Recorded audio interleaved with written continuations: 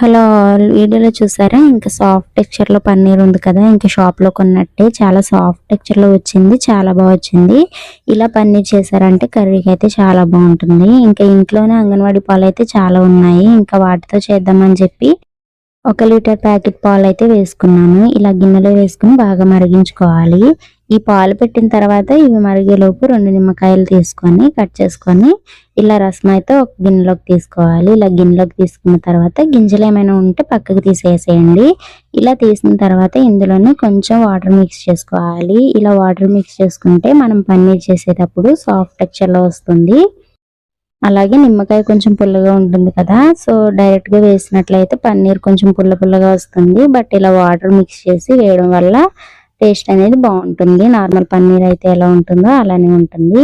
ఇలా పాలు అనేవి పొంగి వచ్చిన తర్వాత కొంచెం మరిగించిన తర్వాత మనం ముందుగా రసం తీసి పెట్టుకున్నాం కదా నిమ్మరసం, ఈ నిమ్మరసాన్ని కొంచెం పోసుకోవాలి. ఇలా కొంచెం వేసి బాగా మిక్స్ చేసుకోవాలి. ఇలా మిక్స్ చేసిన తర్వాత ఒకసారి మళ్ళీ గరిటెతో కలుపుకొని మిగిలిన నిమ్మరసాన్ని కూడా వేసేయాలి. ఇలా వేసిన తర్వాత సాఫ్ట్ టెక్స్చర్ లో ఇంకా పన్నీర్ అయితే రెడీ అయిపోతుంది.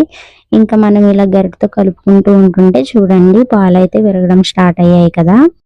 ఇలా పాలన్నీ విరిగిన తర్వాత ఒక గిన్నె తీసుకొని ఒక క్లాత్ తీసుకోండి, ఒక వైట్ క్లాత్ తీసుకొని గిన్నె మీద పెట్టుకొని ఇలా మనం విరిగిన పాలు ఉన్నాయి కదా ఇవైతే స్టెయిన్ చేసుకోవాలి క్లాత్ లో. ఇలా క్లాత్ లో స్టెయిన్ చేసుకున్న తర్వాత క్లాత్ తోని గట్టిగా కట్టేయాలి. ఇలా గట్టిగా కట్టిన తర్వాత ఏమైనా బరువు ఉంటుంది కదా, ఆ బరువుని దీని మీద పెట్టారంటే పన్నీర్ అనేది ఒక 20 to 25 మినిట్స్ లో అయితే రెడీ అయిపోతుంది. ఇంకా వాటర్ అన్ని ఎక్సెస్ అయిపోయి పన్నీర్ అనేది కొంచెం గట్టిగా సాఫ్ట్ గా అవుతుంది. చూడండి వీడియోలో చూపిస్తున్న విధంగా చాలా టెక్స్చర్ అయితే చాలా బాగా వచ్చింది. దీన్ని ఇలా మనం పీసెస్ లో కట్ చేసుకోవడమే, చాలా ఈజీ ప్రాసెస్ లో చాలా టేస్టీ పన్నీర్ అయితే రెడీ అయిపోయింది. వీడియో ఇంతవరకు ఎలానో చూసారు. చిన్న లైక్, షేర్ అండ్ సబ్స్క్రైబ్ చేసి సపోర్ట్ చేయడం అస్సలు మర్చిపోవద్దు. మీ చిన్న లైక్ అనేది చాలా ఇంపార్టెంట్.